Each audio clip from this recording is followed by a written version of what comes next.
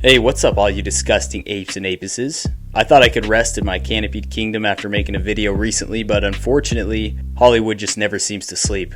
It's a restless machine that marches forward intent on fertilizing our minds with filth and refuse. The latest failing pile of garbage comes in the form of a movie that at first I thought had some promise, but ended up being a complete disappointment. It's called I Care a Lot, and at the time of making this, it's number 1 in the US on Netflix. And I'll tell you this much, it's definitely number 1 in my book.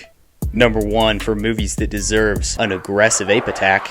I want to warn you, there will be spoilers, but wouldn't you rather me spoil it for you so you can spend your time doing the things you really love? The premise of this movie enticed me. It's about a lady collaborating with a doctor to convince courts that certain older patients are unfit to care for themselves, so she finesses her way into becoming their legal guardians and then puts them in a facility. From there, she lines her pockets with their assets. So for all you apes out there that are a little lost right now, it's like if Jane Goodall came into your jungle and she takes you from your home saying she's going to give you more bananas, but then she just takes your bananas and she sells you to a zoo. So anyways, her operation is threatened when she accidentally snags an old bat that happens to be the mother of a drug kingpin. A battle of wits ensues between Tyrion Lannister and the chick from Gone Girl. So yeah, I was pretty intrigued by the plot for sure, but that intrigue soon turned to disappointment and then ultimately to unbridled rage. The execution of the story was absolutely terrible. Jay Blakeson, who happens to be both the writer and director, uses plot points that are completely unbelievable and frankly insulting. What are you?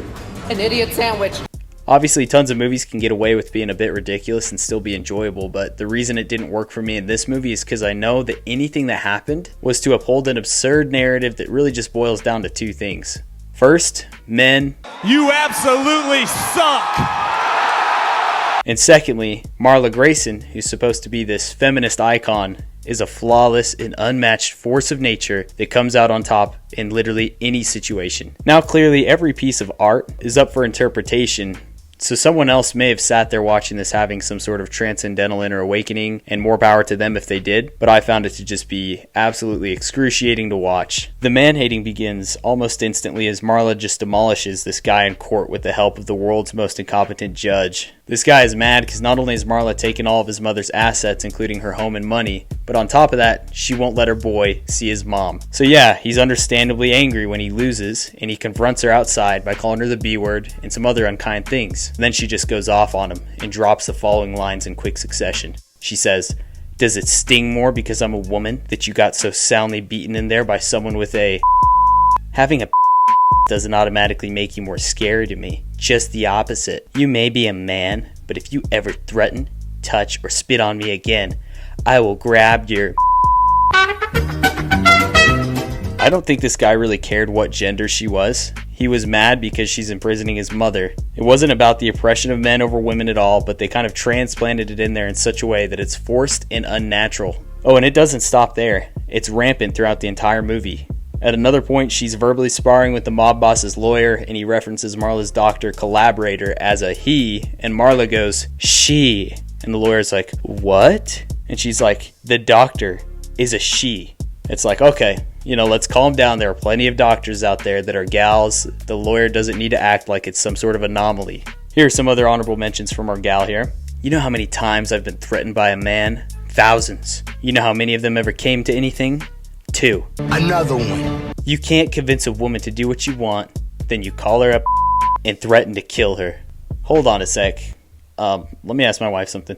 Hey babe, have I ever called you a bee and threatened to kill you for not doing what I want? No? Okay, thanks.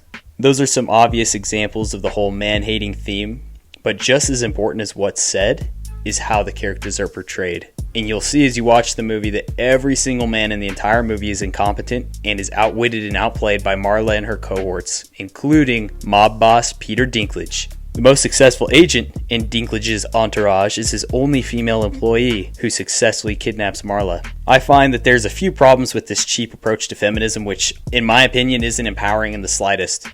Number 1 would be, I don't think it's ever a good idea to bring more credibility to your cause by stepping on others. Man-hating never got anyone anywhere, just like chimp-hating caused Jane Goodall to become the most hated woman of her time. No, but for real though, you'll never create lasting change by hating on whatever you deem to be your opposition. It only makes people entrench themselves against your viewpoint even further. The second thing wrong with this approach is we never find out why she hates men so much. Did something happen? If so, what happened? Why is she this way? How can we as the audience feel like she's a victim when we don't know anything about her, and at the same time, she's guilty of victimizing one of the most vulnerable demographics? This is a perfect segue into my other big issue with this movie, which is that Marla Grayson has no character depth beyond the fact that she hates men and she wants money. These are weak and poorly defined motivations that don't create a compelling character. The protagonist is supposed to make a movie great, but because Marla Grayson is written so one-dimensionally with zero humanity and unrealistic amounts of wit, she comes off as so condescending and irritating on screen that she ends up ruining the whole thing. She is completely composed and on top of whatever situation faces her along every step of the storyline. At one point, Dinklage has her tied up, and she's not afraid in the slightest. She mouths off to him the whole time as if her life wasn't in mortal danger. Beyond the obvious scenes like that, just the way she carries herself throughout the whole movie is just exhausting. And where she can't succeed herself, the writers step in to make up the difference through poorly thought out plot points. An example of that is a continuation of the scene where he has her tied up and she's just been mouthing off to him, and so finally he's had enough and he says to his people, kill her naturally. So their plan is to drug her and send her car off a cliff, and of course this is where the writers step in. She wakes up right before hitting the water. She's able to kick out the back windshield, which seems highly unlikely. If we replaced our little Lion of Lannister with a real mob boss, this movie would have been over the moment she refused to release the mobster's mother. He would have murdered everyone she loved, including her, and we could have seen justice dealt to a predatory monster quickly and efficiently, jungle style, baby. The movie wraps up with her and Dinklage partnering up because she outwits him and forces him to comply. She gets super rich and famous, and there's a montage of her and her partner celebrating the beautiful life they've built together. At this point, I wanted to know what Jay Blakeson was trying to accomplish with this movie because all he'd accomplished so far was wasting my freaking time. But upon further research, I found out that he intended to create a character that was so good at what she does, she outwits everybody.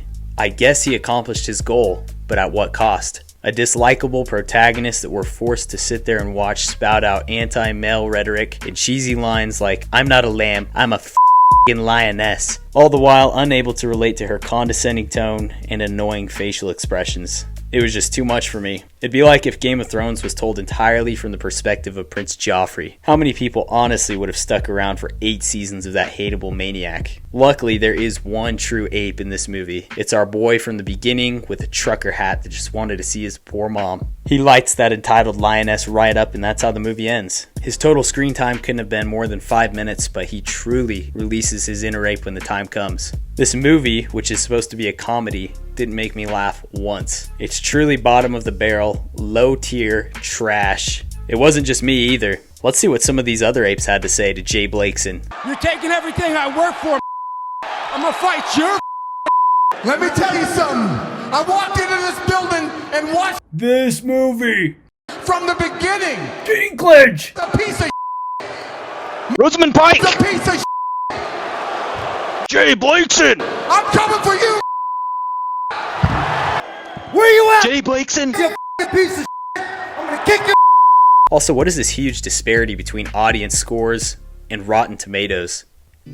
Ape Nation, they want us to smile as they force feed us lukewarm garbage and expect us to endure it happily. Remember this, every single one of us has an ape inside. If we don't stand up to it, if we don't let them know we're still apes deep down where it counts, we're all just gonna get washed away. Thanks for watching.